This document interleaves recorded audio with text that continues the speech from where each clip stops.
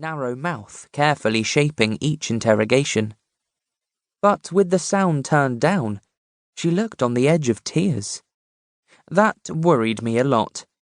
On Dr. Parsons' pinched features a mixture of boredom and guilt, perhaps the odd hint of surprise at my mother's depth of knowledge. A polymath, that's how people described her. My father used to say that she knew everything about everything. He died when I was 12. He also had cancer, but an oncoming train cured him. My father had been a mathematician, a famous one, at least as far as any mathematician or scientist not named Einstein can be famous. Other mathematicians in his field knew his name. Nobody else did. On the day he died, he told me, "The equations that govern the universe don't care about now. You can ask them questions about this time or that time, but nowhere in the elegance of their mathematics is there such a thing as now. The idea of one specific moment, one universal now, racing along at 60 minutes an hour, slicing through the seconds, spitting the past out behind it and throwing itself into the future. That's just an artifact of consciousness, something entirely of our own making that the cosmos have no use for." We spoke like that. "Nick?" My mother had obviously reached a conclusion and required me to say yes before implementing the plan of action. "I agree with the doctor," I said. "Well then," Dr. Parsons reached for the phone beside his notepad. "I'll book you in for chemotherapy tomorrow.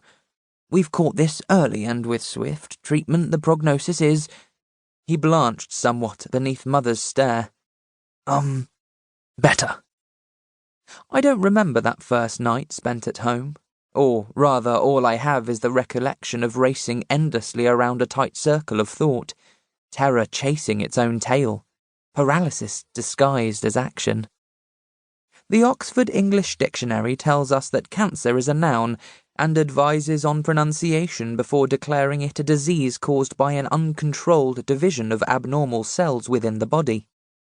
Put like that, it doesn't sound too scary.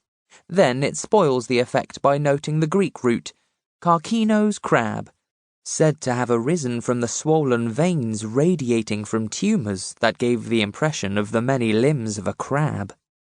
At least they didn't name it after spiders. If I was going to be eaten alive, and I in no way wished to be, let it be by a crab rather than a spider. Before my father's diagnosis, cancer had been a word that occasionally poked itself from the background of general scariness into specifics. "Mrs. Ellard, she's got the cancer. It doesn't look good. Simon's little brother, he won't be coming to school after all, dear. The big C. Enough said." Afterwards it had become a monster that stalked behind me, and I walked on through my days steadfastly refusing to look its way in case it pounced. Turns out it didn't matter whether I looked or not. I got pounced on anyway. I felt less scared at the hospital, even though all statistics screamed that every white-tiled wall, every overcomplicated bed, rubber tube, needle and bag of clear fluids was an admission of failure. These people didn't know how to make me better, but they acted as if they did. They had crisp white uniforms, stethoscopes, a practiced compassion. Their confidence partly filled the hole left when mine ran for the hills. They call it chemotherapy, and sometimes the nurses would say things like, "Time to take your medicine, Nick." But nobody really thought of it as medicine. It's not. It's poison. They used to poison you if you got syphilis. I have my mother to thank for this little nugget of information. There aren't many boys of 15 who can say that. Not so long before my blood turned sour, but a significant number of decades to take you back before World War II and the use of penicillin. The only effective treatment for syphilis was to dose the victim with arsenic. The logic being that although arsenic is a deadly poison, it is more deadly to the bacteria that cause the disease, and, with careful judgment, the doctor can kill one of you without killing the other. Chemotherapy is much the same.